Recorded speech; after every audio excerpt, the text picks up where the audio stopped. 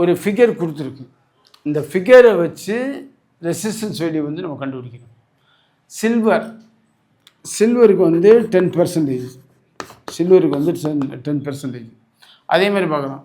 0னானது black, 1னானது brown, 2னானது red, 3னானது ஆரஞ்சு, 4னானது எல்லோ, 5னா க்ரீனு, 6னா ப்ளூ, 7 வயலட்டு, 8 கிரே, 9 ஒயிட்டு.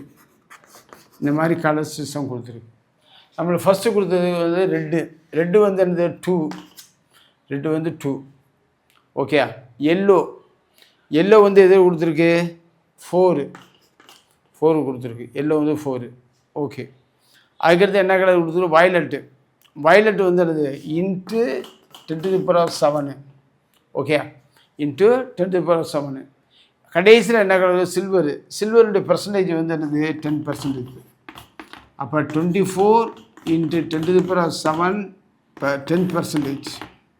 இதை வந்து ஆன்சர்.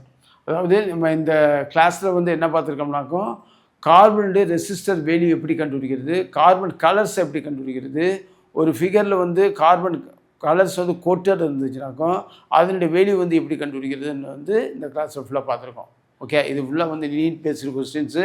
இதில் வந்து எப்படி கேட்டாலும் நம்ம எழுதுறதுக்கு ட்ரெயின் அப் பண்ணுறதுக்காண்டி தான் இந்த ப்ராப்ளம்ஸ் வந்து நம்ம போட்டிருக்கோம்.